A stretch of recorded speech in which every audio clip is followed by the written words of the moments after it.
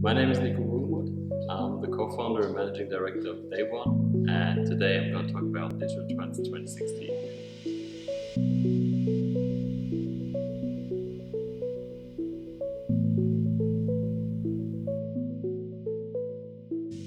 .360 videos and virtual reality is going to be the next big thing for storytelling this year. Especially on Facebook, we've seen brands like Lufthansa, Audi or GoPro already advertising with it, which is a super stunning experience to watch it.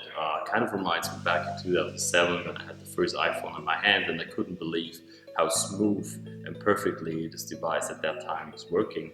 So this is going to be definitely the new way of telling stories to your customers, taking into consideration that you can put those smartphones on a cardboard and kind of give it a soft entrance into virtual reality makes it even more crazy. We believe that this year there's going to be millions and millions of cardboards printed and sent out to potential customers as a marketing thing. On the other hand, looking at more professional virtual reality, we know from the CES in Las Vegas that Oculus Rift and HTC Vive is going to hit the consumer market later this year, and we're just very excited to see where they're going to take it to. Before we get into the details about the new smartphones and the smartwatches, we're going to talk about eSIM, which is the electronic SIM card. It's going to be the successor of the physical SIM card that we know ever since we started using feature phones and now smartphones. The electronic SIM card allows you to store the mobile network operator information directly onto your smartphone, making it obsolete to put any physical piece of plastic into your smartphone.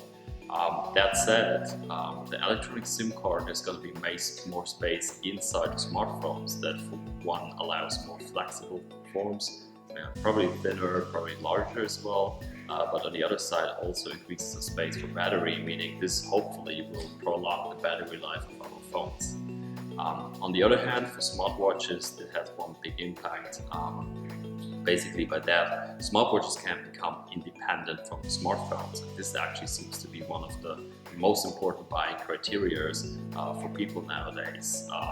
So also Apple Watch has been a big step for the category of smartwatches. It still couldn't bring it there where the mass of people would love them to have right now. But I really believe with smartwatch or the Apple Watch 2, coming in September, we'll have the first smartwatch from Apple that's going to be independent from the smartphone.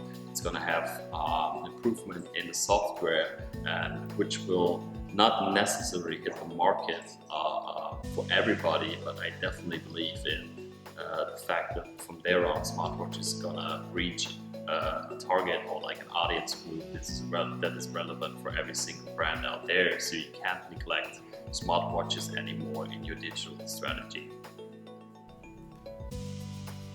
Ever since the introduction of the first SDK for iPhone 3GS, I think, we are used to the fact that we can go to an app store, we download additional software for our smartphones, and we open those apps and we go inside them and we look up different informational services in different apps. With the introduction of the so-called personal assistants, meaning Google Now, Apple Proactive Assistant or Cortana, will continue to shift away from that experience to something that we call here push experience. That basically means that more and more services based on data points, they're going to use push notifications or integrations into external streams that will allow you to basically find the right information for the right spot at the right time, and will make it obsolete to actually have all these tons of applications that you separately have to go through and browse through.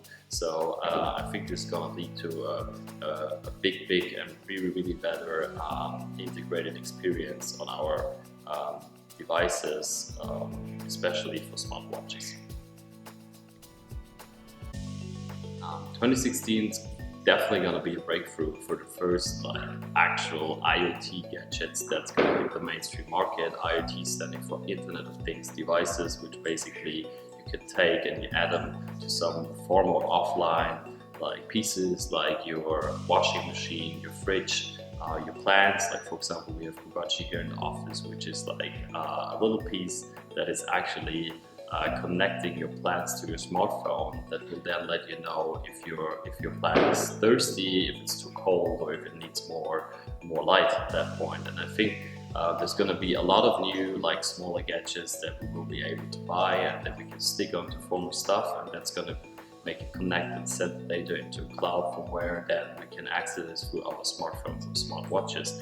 I think the two most interesting markets that's going to profit first from that trend is going to be the smart home market, where people are starting to get really interested in automatic home control, and on the other side the e-health market, where we see more and more gadgets that do not only measure your heartbeat but also taking your stress level, looking for skin irritations, or making sure that you don't eat too much food.